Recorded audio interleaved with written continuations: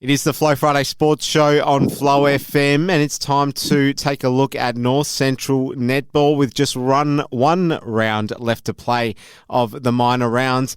And joining me on the line is the Association President, Kylie Walsh. Kylie, it's all come down to one more round. How are you? Good, thank you. I can't believe the season's nearly over in the home and away season, but we're still tipping successfully with all the away teams getting the 4 points, so that's good.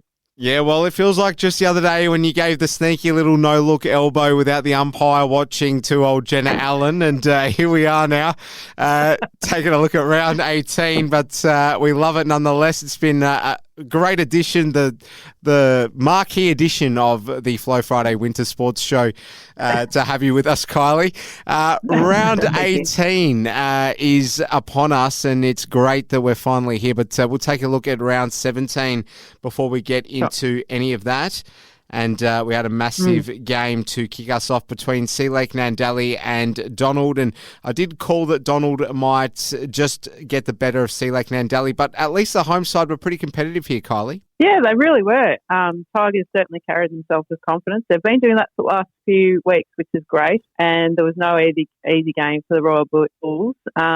Sea Lake Nandali Tigers welcomed Jess Cover back into defence, and I think that made a difference. And so the Tigers should be pleased with their second and third quarter efforts, particularly drawing the third quarter. So that's great. But despite those evenness of those quarters, Donald were able to stay calm and breathing through a bit of breathing space on the scoreboard, and they were able to dictate that last final quarter and have the win over the Tigers, 47-34. But it was a terrific game. I don't doubt that it was. Well, we know Witchy Narraport knew that they went into their game knowing that they just absolutely had to win, and they came up with the goods against Charlton, 35-48. Witchy Narraport getting the chocolates there. Yeah, and I think that's a great way because they've got a bye this weekend, so it's nice for them to finish with a win. So they would have been on a mission and certainly made the jump at the first whistle, and yeah, as I said, finished on a positive note. Charlton took a bit longer to find their groove into the game and try different ways to break down the Demons. Halfway at halftime, the whole court was shuffled for Charlton with Lucinda Holmes-Brown, Annie Hockey and Claudia Lee feeding them, which all enabled the third quarter to turn around for Charlton. But Demons were able to adjust to those changes and the fourth quarter dictating the final game. And yeah, Witchy-Proof Narraport finished their season on a high with a strong win over Charlton, 48-35. In the game of the round, Nullawul and Wedderburn Redbacks went at it, and the Redbacks were the victorious side, 69-46. Did this game live up to everything we billed it as being, Kylie? Yeah, well, we thought it was going to be a bit closer, Alice, so it certainly blew out more than what we had anticipated. But my theory is I thought there was two key elements to this game, and that was the ins and outs. And I feel that Nullawul certainly missed the presence of Madeline Smith, and she usually brings dominance into the defence lineup, whilst on the other hand, Wedderburn certainly welcomed the return of Holly Lockhart into the goals, and that lifted the Redback team, I imagine, and also gave the confidence back to Eliza Lockhart looking to the post. Nullawul made several changes through the game, attempting to shut down the Redbacks, but without any avail. And I guess Wedderburn can smell that finals fever and clicked into fifth gear, testing their presence and ability against the fourth place Nullawul. And yeah, the Redbacks were far too strong over the Maroons, 60-46. But that was a double win for the Redbacks because that means they snapped second position off the Bulls in the process. All right, well, Borte breathed a sigh of relief after what has been a bit of a troublesome final period in this season. They travelled to St Arnaud and they won 54-35. Do you reckon they had it all on their own terms, or were there a few hiccups here, Kylie? Yeah, no, I don't think they had it on there. Particularly in the first half, St Arnaud certainly tested the Magpies, and they actually took the second quarter from top of the ladder Borte, so St Arnaud should be very pleased with that. I think St Arnaud's mid-court combinations of Keegan Amos, Sydney Dyer and Marley Griffith were very effective through their mid-court play and their roles, and it was really good for Borte to see Phoebe Henderson and Eliza Perryman have a taste of the A-grade competition for Borte as they're trying to fit that A-grade squad at the moment. But Borte made quite a large shuffle at half-time, bringing on Georgia Sheen into goals to help support Steph Wilson, and I think that allowed freedom to the post. And also with Sophie Perryman coming out of goals into circle defence, that was very effective and beneficial move for the Magpies, and that got them knuckling down to business in the back half of the game, and they finished with a comfortable win over the Saints, 54-35. All right, now, Kylie, I understand that there's not going to be a whole lot of moving around on that ladder after the next round of netball is completed tomorrow afternoon.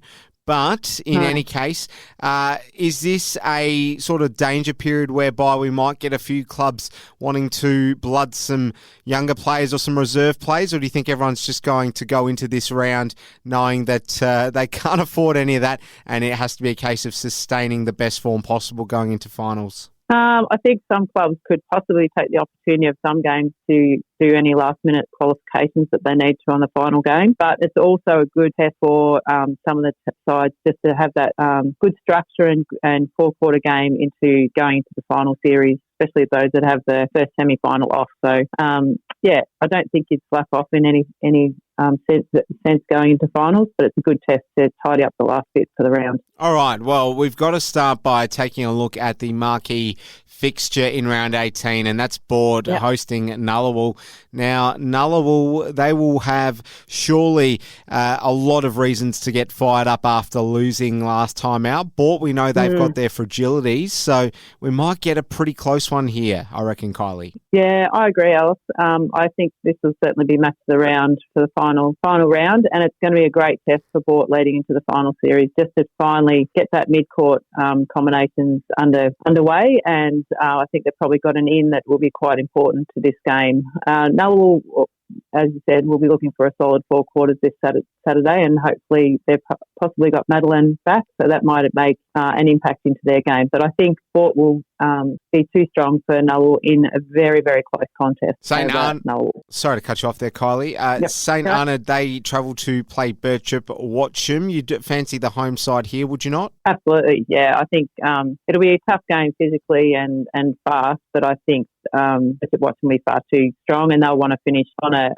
good note going to the finals and a comfortable win over the Saints. Who do you like out of Donald v Charlton? I know you'll probably say Donald, but I just feel like, we might get a bit of a send-off here in the last round with a surprising result, Kylie. Yeah, I think Donald have got a bit more stability in their team structure, and they've got a lot more confidence on court than Charlton at the moment. And being at home, I just think they'll have the edge over Charlton and have a win over the Navy. Well, Kylie, I know I'm going to have probably a picture of me on a number of dartboards out at Sea Lake, but I don't fancy they can get the result against Wedderburn. So do you reckon Wedderburn might be one of those clubs that you mentioned before there who might just look at having an opportunity to blood some other players and rest a few of their key guns ahead of the finals? I think they might just try alternating a few of their mid-court and attacking combinations just to test that out now with Holly back. But I think they'll just get straight down to business and do a solid four quarters just to go into their final series. Kylie, no darts for you against Tigers.